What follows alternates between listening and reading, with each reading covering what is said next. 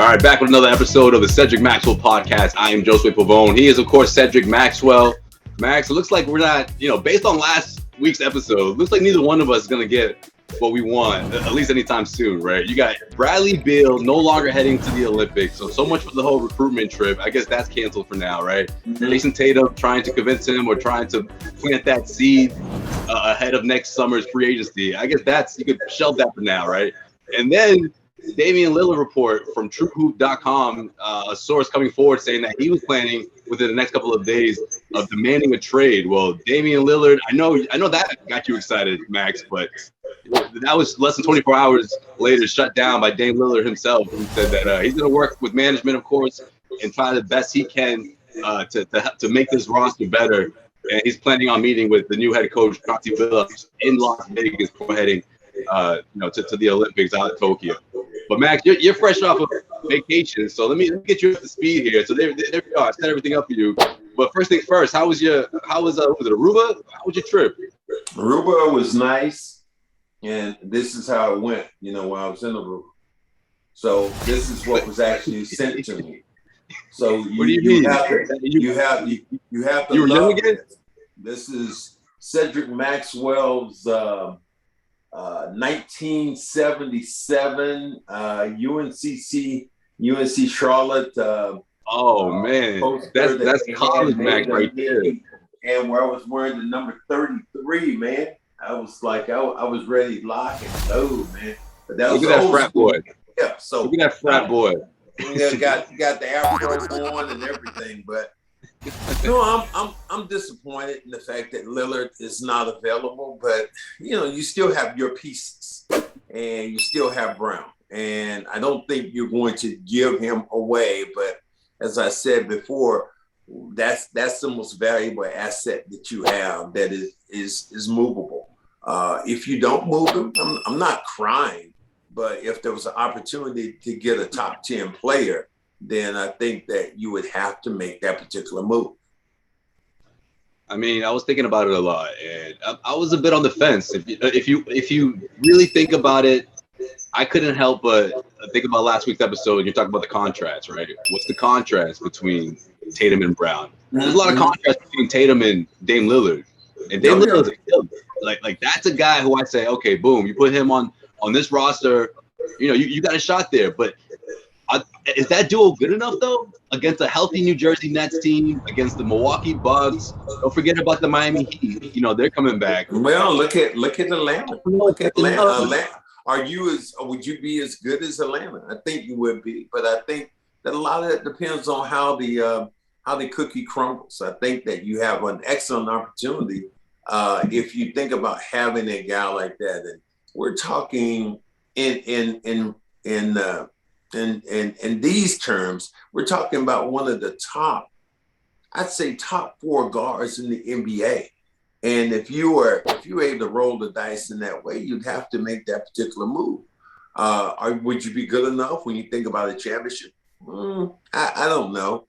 But again, I think that what you have to do is you have to start upgrading your roster, changing positions. Everybody kept telling me the same thing. Well, look at Jayson Tatum. I mean, look at Brown, and he's 24 years old, and look at Dame Lillard at 31. Well, at the same time, that's what you did with Kevin Garnett, and he turned around and Al Jefferson. Everybody to a person loved Al Jefferson, only could see star qualities in Al. And I remember Tommy Heinsohn saying that, like, if you trade Al Jefferson, he's going to quit. Well, Tommy didn't quit. And you get Kevin Garnett, and the rest was history. You see instant game changer. And this is what I believe when you think about a guy like Damian Lillard, he's a game changer. I feel like there's something underneath that, though, right, Max? Like, I feel like I'm with you with the contrast thing between Brown and Tatum, but I feel like when you think about their age and them continuing to get better, specifically Jalen, I mean, year after year, he's continuing to get better. Why do you feel so unsure about those two, getting to the promised land compared to a duo like Tatum and Dame Lillard? Because it's just Dame's a much better player. No, I think that I started looking at does Tatum make Brown better? Does Brown make Tatum better? Do you in what line do you stand when it comes to that? Do you see either one of those players making the other guy better? And I don't see that. I see, I don't see Dame Lillard making Tatum better, or Tatum making Dame Lillard better, but I don't see the contrast enough between those two particular players, because you don't think of them as either one of those guys being, great passers. Dame Lillard is a great passer. So you're going to get extra opportunities that you wouldn't get.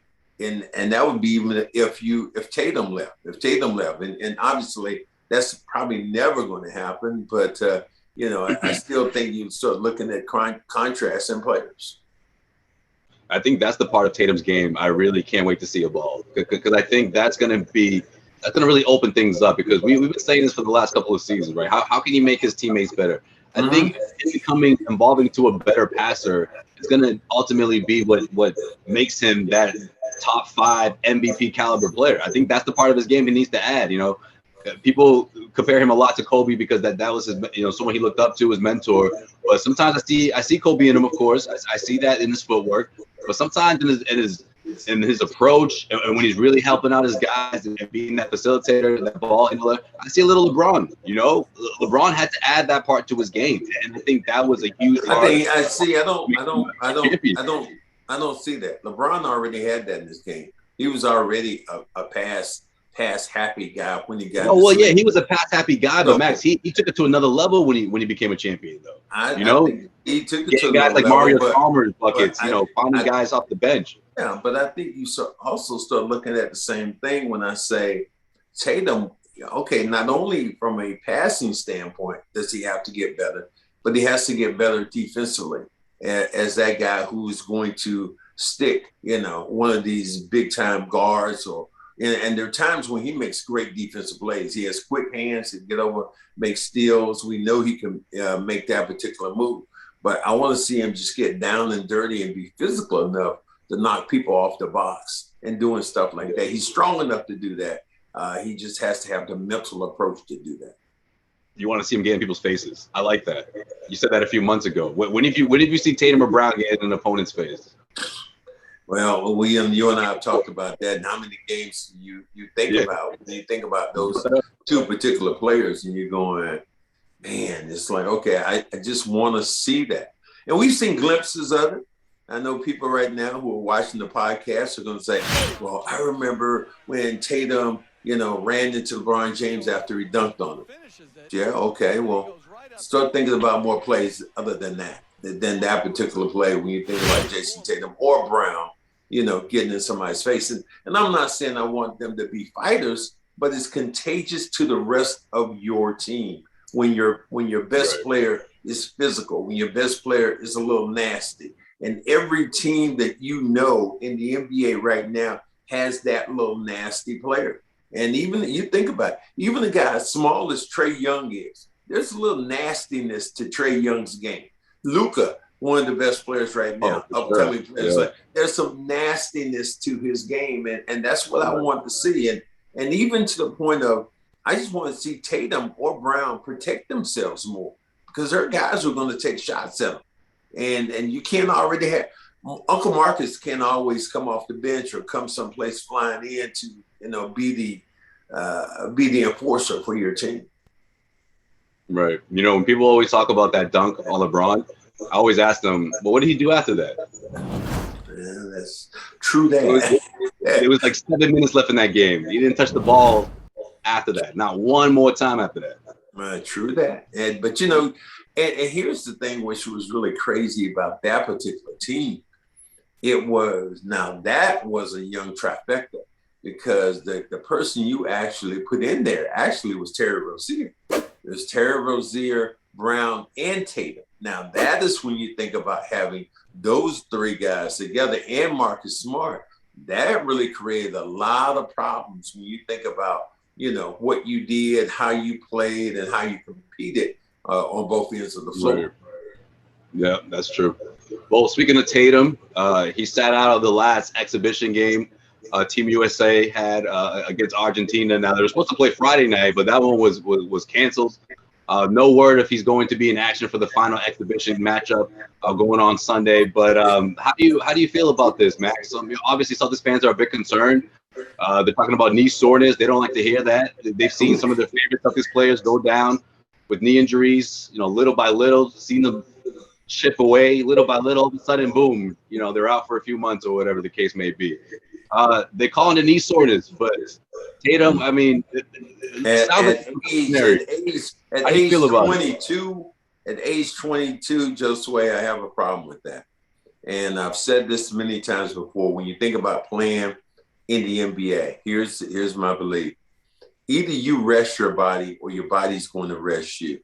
Tatum's had some, a lot of basketball in these last, year and a half or so. COVID, you've been out for a while, being away from the game, but then you get back in, you have the bubble, then you have the shortened season, a concentrated version.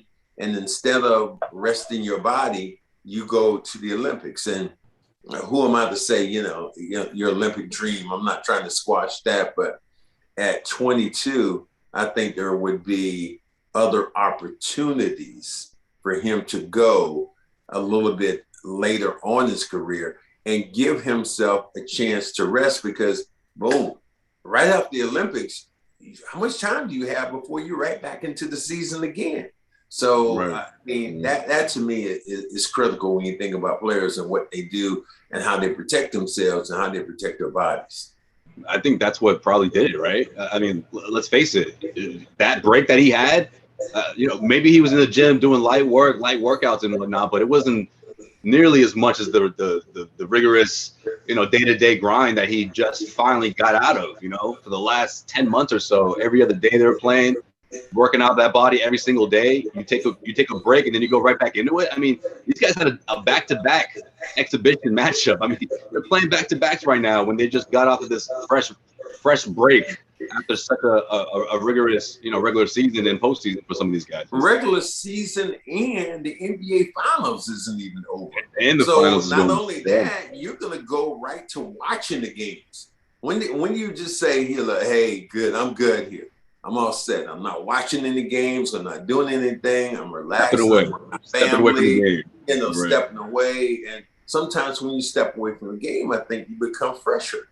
I think that, the game becomes a little bit more special to you when you're away from it. So I'm not trying to rain on his parade. I just, at as much basketball as he plays, and now you're talking about a little knee soreness, and their team, man, let's be honest here. Their team hasn't looked too good, have they? I mean, I know they lost to. I know they lost two. At least I know 2 games that they lost. They lost to Nigeria. They lost to Australia, and then they beat a let's just say a seasoned Argentina team. Yeah, but they got some. You lost to Nigeria. Come on, man. They ain't like Akeem is over there. Nothing. I mean, come on. Hold on, be careful now. Don't go Stephen A. Smith now. I don't care how it goes. I mean, I just want. I just want, and I'll be a Celtic fan. I just want to protect my guy. I want to protect my investment to this team by having Jason Tatum fresh and ready to play during the season. Did you know Luis Scola still balling? He's not necessarily balling. He's just over there probably watching.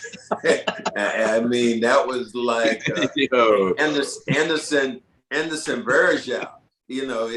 My guy looked like Cleveland balled him for a couple of minutes. So I can't go with balling. I go where you were doing physical activity. You should say that. Luis pulled up like my uncle at the cookout. Theo Luis pulled up ready to go.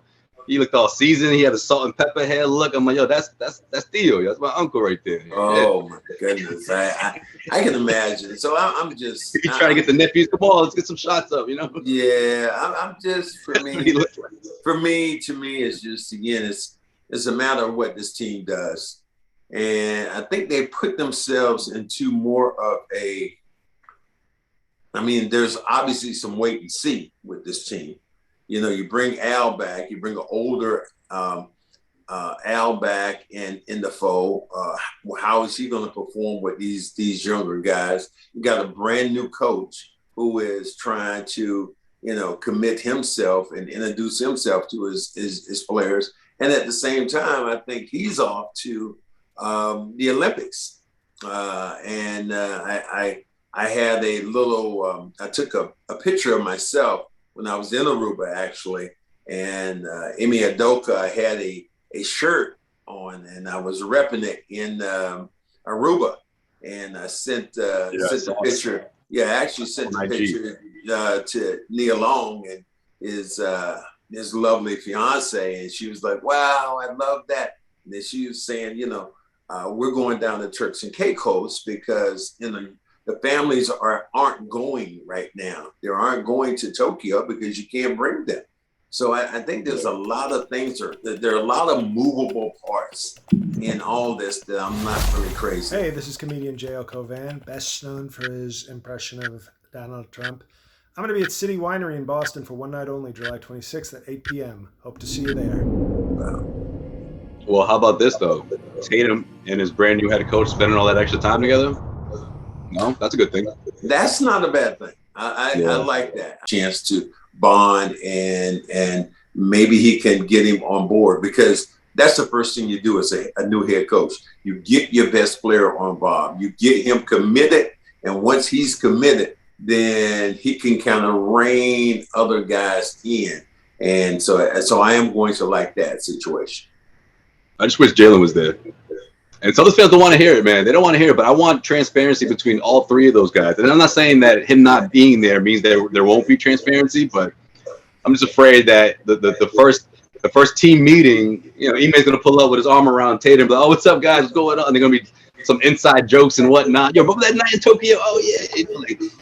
And Jalen's just sitting there like, hi, coach. Nice to meet you. I'm Jalen. You know, like, I'm exaggerating, obviously, but, you know, I believe in those two, Jalen and Tatum. But see, I'm on the other page. I don't want Brown around it for a while. I want Brown, just like the rest of the players. I want everybody away for the game for a bit. Then everybody to kind of, you know, just refocus. And the thing that I love about it is that Brown has other interests. So his interest out of the game is going to help him heal. And when I say heal, you have to heal essentially from a basketball season. The bumps, the bruises, even him, but he had the bone which was broken in his left hand and his left arm. So I just like the fact that guys are able to get away from the game and then come back fresh. All right, last thing I want to talk about, Mac, before we wrap this up. Ben Simmons reportedly, according to Shams of The Athletic, Philadelphia on the phones right now, doing the best they can, or at least accepting offers, looking for an all-star in return. I mean, of course, the word "duh" comes to mind when you hear that. But the fact that this report this early, how do you feel about this? Do you think the Philadelphia 76ers will find a team? You think Ben Simmons will be on the move? How's it going to play out? There's always, and P.T. Barnum said it. He said there's a sucker born every day, and I'm not saying you're going to be suckered by getting Ben Simmons, but they say contracts can't be moved, and you look around and they are. Everybody say Kemba's contract couldn't be moved. Nobody's going to touch it. Kemba's moved. Now, he's a young, talented player that probably needs to have the team built around him in a whole nother way. You know, we know the fact that he can push the ball. We know he can rebound. We know he can defend. So he has three phases of the game, which, you know, I look at passing and defending the best, two of those phases. He just has to get confident in shooting. And I think that in scoring, maybe not even shooting, but just scoring the basketball. And if he can do that, you know, just think about free throw, for instance. If he becomes a 75% free throw shooter and is not afraid to go to the line, you eliminate a lot of those other things. You're able to play late in the basketball game. You're not afraid to go towards the hole because you can get fouled. And it's just odd. But you think about free throw shooting. Look what's going on right now with the whole thing with Giannis. And, you know, people right now are getting tired of counting to 10.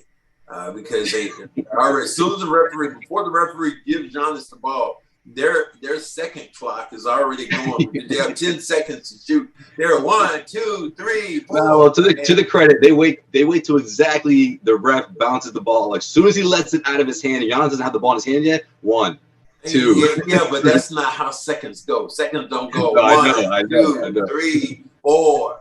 It don't go like that. No, we should say Mississippi back in the day. You got to say Mississippi. And 1 Mississippi, 2 Mississippi. I think that in that case, free throw shooting has been huge. And we think about it, everybody thought that we don't know what the series is going to be, but everybody thought that Phoenix was just going to walk backwards with this series because Chris Paul was playing so well. But the last 2 games, people have just criticized Chris Paul ever in a day that he's gotten too old. Come on, the last 2 games. Yeah, the last game, I get that. Game 4, I understand. Well, even the game before that, they were talking about that. Yeah. I mean, he's the engine. Obviously, he's the engine that runs that offense. And whether it's him scoring or him just the ability to score in the paint, it opens up opportunities. And they've done an amazing job of stopping him at the rim. Those little 7-foot jumpers, they're making him uncomfortable. He's not knocking those down.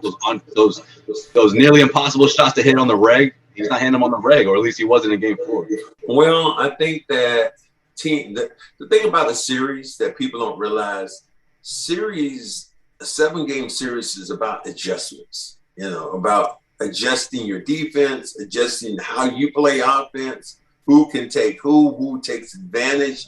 So maybe Milwaukee has seen something a little different in attacking Chris Paul, because you think of it, when Steph Curry lost the championship against to LeBron, what did Cleveland do? They were down 3-1, but they stuck to their plan. We're going to attack Steph Curry every time and make him defend the basketball. And they were like body punches. Steph Curry didn't have a lot left when it came down to the end because they worked him so hard on the defensive end. And I think they're trying to do the same thing right now with Chris Paul. Yeah, that's a good point. You know who else is missing a bit here? Ayton. He was huge. He was huge for these guys. He's been huge for these guys, How about playing home, Josue? Some players are built to play at home.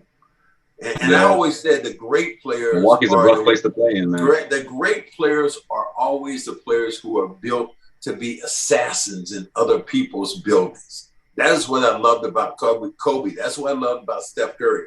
They want to go into your building. Even LeBron James go into your building and tear your heart out. That was me. I love playing on the road more than I actually love playing in front of my own fans, because that was my thing. Like, look. Well, it's like us against everybody else. I can see that. It's like it's 15 of us against the thousands that are watching, and of course the other team. Mm-hmm. Mm-hmm.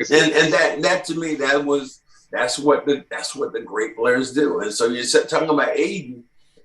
Most of the games I've seen Ayton play, and he's played well, those games have been in Phoenix. He hasn't had those huge games on the road. Yeah, I know you saw that Giannis block. No. Man, how do you do that? Well, What's the sports science on that? They should bring back sports science just for that play right there. Look, we're looking in the last 2 years in NBA basketball. You think of 2 of the greatest blocks. The Bam Adebayo block on Tatum. When Tatum literally had the ball in the rim and with the dunk. That was incredible. Game 1. That set the tone of the series right there. Game 1. That was incredible. And the same thing with this block. This block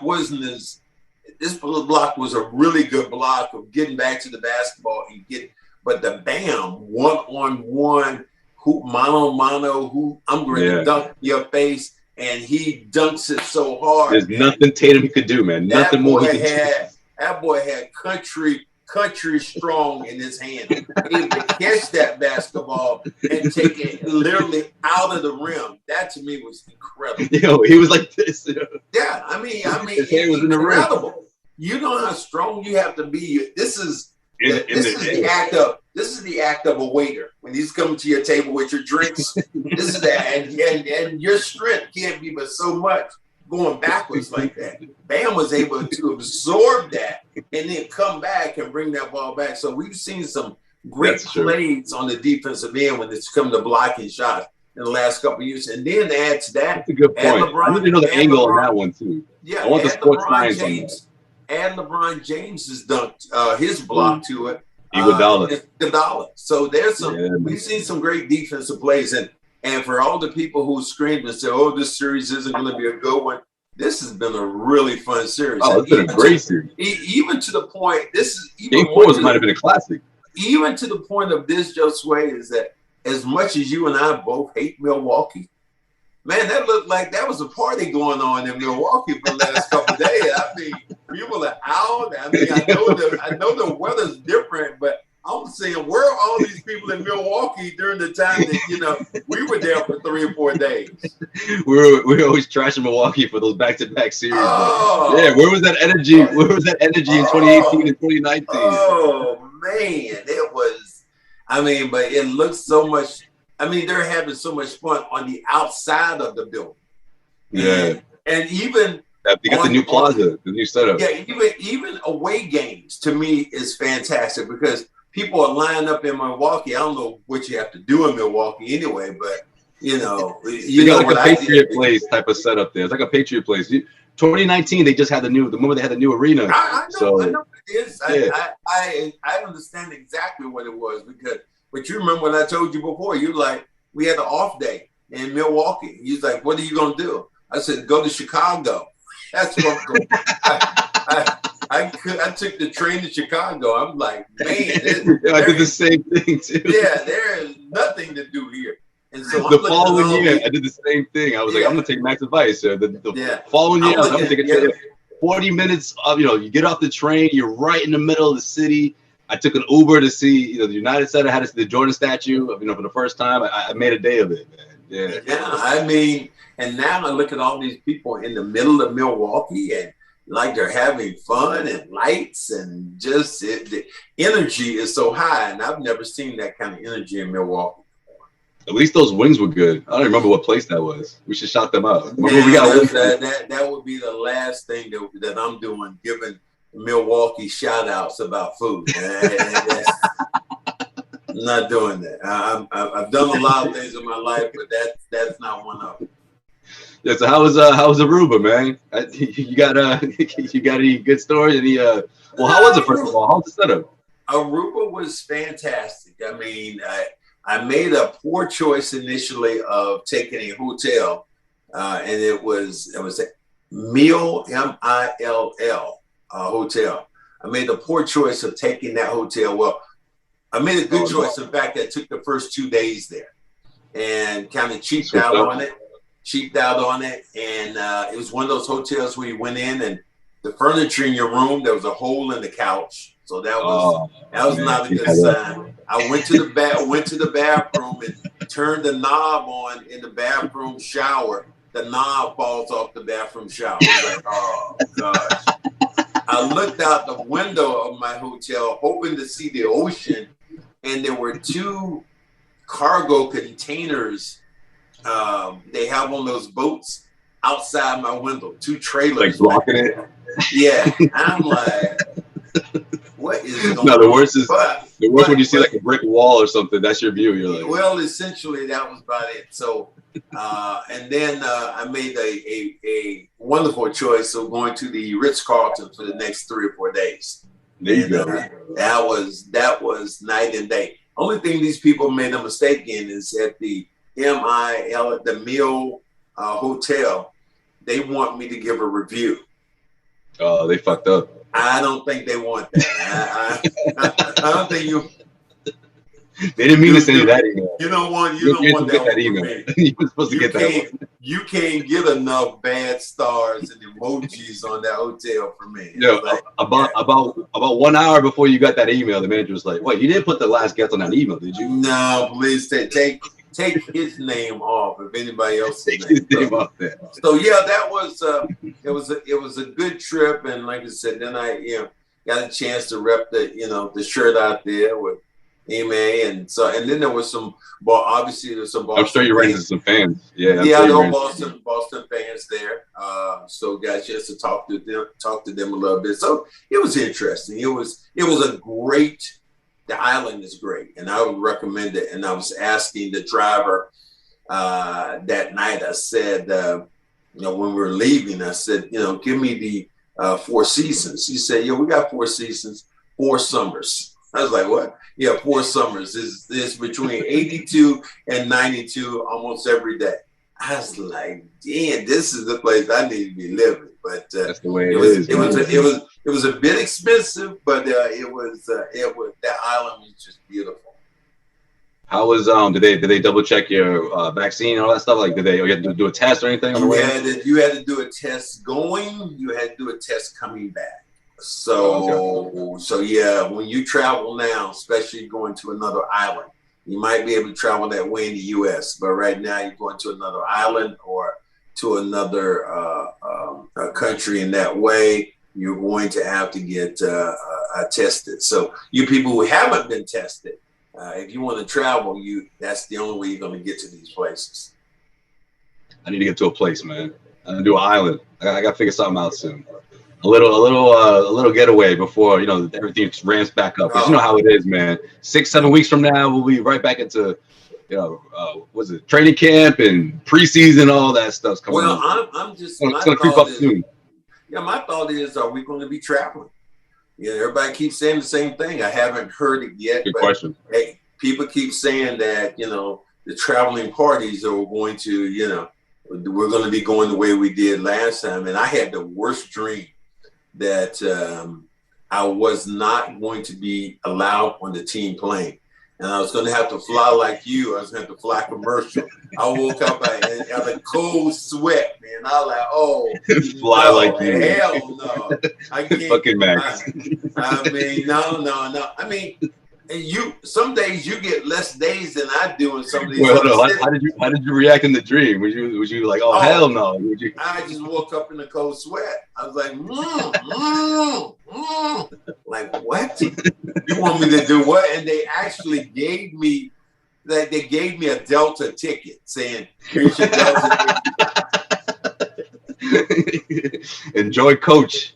Get out of here." I don't think that I would. Basic economy, Max. I would tell you what, you might want to get your resume together if that happens, because I would only be doing home games. I'm sorry. I can't do it. Man. It's a grind. We'll see what happens. Yeah. Oh man. That's gonna do it for this episode of the Cedric Maxwell podcast, man. That was great. I'm telling you, I need a break, man. I need to go on vacation. So wait, hold on. Tell me about this again. You just threw this up in the middle, like in the very first 3 minutes of the episode. So who gave this to you? Like what? See, it is UNC Charlotte, and on the bottom of it, this was Final Four. And what they did was at the Final Four this year, I don't think they had any patrons other than the people who played. And what they did was they got cutouts from colleges that had been to the big dance. And then this was a cutout that they had from my school that had me in the stands, repping the UNC Charlotte jersey. And the crazy part is this was the number that I wanted when I came to Boston. Now you can't see, all you see is a 3, but the other one was another 3. Yeah. I wore 33 in college because Kareem Abdul-Jabbar was my favorite player. And when I got to Boston, that was the number I wanted. And obviously we know who ended up wearing number 33 was Larry Joe Bird. Of course. But what I love about the way it's lined up, it's just like all in order: 31, 32, 33, 34, 35. Yeah, greats, goats, Celtics goats for sure. I will see you guys next week. Of course, you already know. Rate, subscribe on iTunes, Stitcher, iHeart, all that. We're on there. We'll see you guys next week. All right. Peace out.